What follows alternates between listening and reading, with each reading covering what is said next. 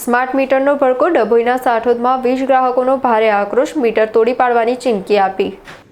સમગ્ર ગુજરાતમાં smart meter સામેનો વિરોધ હજુ પણ યથાવત છે। હવે ડભોઈ તાલુકાના સાઠોદ ગામે સ્માર્ટ મીટરના બિલ અને ટેકનિકલ ગડબડને લઈને વીજ ગ્રાહકોનો આક્રોશ ચરમસીમાએ પહોંચ્યો છે। સાઠોદ ગ્રામજનો મોટી સંખ્યામાં પંચાયત કચેરી ખાતે એકત્રિત થઈ મધ્ય ગુજરાત વીજ કંપની લિમિટેડ સામે ઉગ્ર વિરોધ નોંધાવ્યો હતો। ગ્રામજનોનો મુખ્ય આક્ષેપ છે કે અગાઉ દર 2 મહિને આવતું બિલ હવે દર મહિને આવે છે અને તે પણ અગાઉના 2 મહિનાના બિલ કરતાં 3 થી 4 ગણું વધારે આવી રહ્યું છે। સાથોસાથ કેટલાક જગ્યાએ મીટરના નંબર બદલાઈ જતા લોકો ભારે મૂંઝવણમાં મુકાયા છે। આક્રોશિત ગ્રામજનોએ વહેલી તકે સમસ્યા ઉકેલાય નહીં તો સ્માર્ટ મીટર તોડી પાડવાની ગંભીર ચીમકી આપી છે। બીજી તરફ MGVCLના અધિકારી KD સોનીએ સ્થળ પર પહોંચી સ્થિતિ સ્થાળે પાડવાનો પ્રયત્ન કર્યો હતો। તેમણે સ્પષ્ટતા આપી હતી કે ટેકનિકલ ખામીને કારણે અંદાજે 4000 જેટલા વીજ ગ્રાહકોને અસર થઈ છે। જે ગ્રાહકોને વધારે બિલ આવ્યા છે તેમાં સુધારો કરી દેવાયો છે અને બાકીની વધારાની રકમ આગામી વીજ બિલમાં એડજસ્ટ કરી આપવામાં આવશે। અધિકારીઓની ખાતરી છતાં સાઠોદના ગ્રામજનોએ કાયમી નિરાકરણ ન આવે તો આંદોલન વધુ ઉગ્ર બનાવવાનો સ્પષ્ટ સંદેશ આપ્યો છે।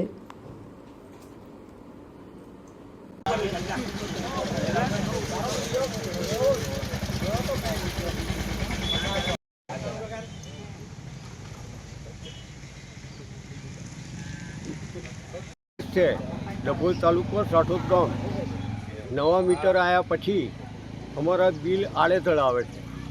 જે ભરતા હતા એનાથી ડબલ બિલ આવે છે અને વહીવટી ખામીને અંગે 100 રૂપિયા બિલ થતું હોય એને બદલે 200નું બિલ ઉધારીને આવે છે। DEBની ઓફિસે જઈએ તો સુધારીને આપે છે। મારું પોતાનું બિલ છે તે 5549 હતું। ઓફિસે ગયા પછી 3150 થયું, જ્યાં એમની સાઈન હાથે છે।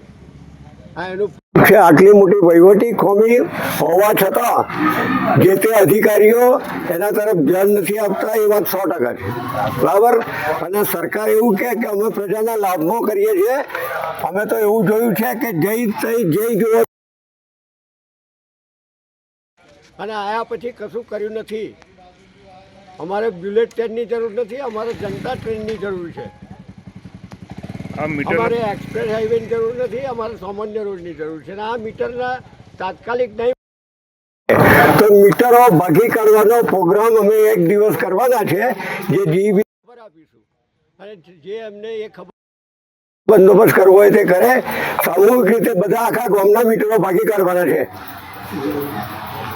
ત્યારથી આ નવા મીટરો આવ્યા છે ત્યારથી લોકોના બિલોમાં ડબલ મીટરોનો ચાર્જ આવે છે। જૂના મીટરો લઈ ગયા પણ એને કોઈ ઇસ્યુ બનાવ્યો ને એને નવા મીટરો લાખ એમને લગાવી દીધા। એનું પોતના મીટરનો બીજાનો નંબર આવે, બીજા બાજુવાળાના નંબરનો મીટરનો રેટ આવે છે। મને આજે ખબર પડી 5 મહિના પછી મારા મીટરનો નંબર અલગ છે ને બાજુવાળાનો મીટરનો મારામાં આવે છે। આગલો મહિને મેં 2800 રૂપિયાનું ભર્યું, આ મહિને મેં 2800 રૂપિયાનું બિલ આવ્યું। આ કેવી રીતે બને એમ? કારણ કે 1 મહિનો તો અમે ઘર બંધ હતું તો કેટલું મીટર આવે? અને આવી કેટલાક જગ્યાએ ભૂલો થઈ છે ને જ્યાં જઈએ છીએ ઓફિસે એ લોકો સુધારી આપે છે, એટલે એમની ભૂલ છે કબૂલ્યું છે એમને। એનો મતલબ એવો થયો તો આવા કેટલા ગ્રાહકોના એ લોકોએ પૈસા ડમ્પ થયા હશે। રિટર્ન એમને કરવા જોઈએ। નાના મોટા ખેડૂતો મજૂરિયાત વર્ગના આવા 2500 3-3000 બિલો મોકલે છે તો લોકો ક્યાંથી ભરવાના છે? જે લોકોના બિલ ભરેલા છે એ લોકોએ એમને રિફંડ તરીકે પાછા આપવા જોઈએ અને એમની ભૂલ કબૂલવી જોઈએ। તંત્ર નહીં જાગે ત્યાં સુધી અમે આ તંત્રની જ ખામી છે। આ માટે આંદોલનના માર્ગે અમે જઈશું અને જ્યારે મીટર કાઢવાના છે અમે કાઢીને તોડી નાખીશું, એવું થશે પછી।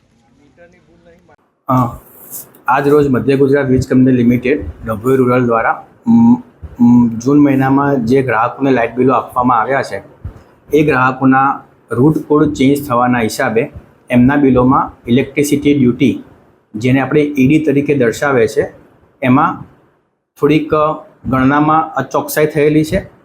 જે બાબતની જાણ અમારા ધ્યાન ઉપર આવતા અમે આવા ગ્રાહકો કે જેઓની ED ખરેખર ખોટી ગણાયેલી છે એવા આશરે 4000 ગ્રાહકોની ED એ લોકોની અરજી આવે કે ના આવે એની પહેલાં સદર ઓફિસેથી સંપૂર્ણ રીતે જેટલી એમને મળવાપાત્ર છે એ બાદ આપીને નેક્સ્ટ બિલમાં એ લોકોનું કન્સિડરેશન કરેલું છે.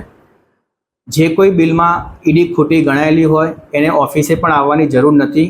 નેક્સ્ટ બિલમાં એ ઓલરેડી તમારા ખાતામાં જમા જ થઈ જશે અને જે પણ હશે તે તમને નેક્સ્ટ બિલમાં પ્લસ માઇનસ કરી આપશે.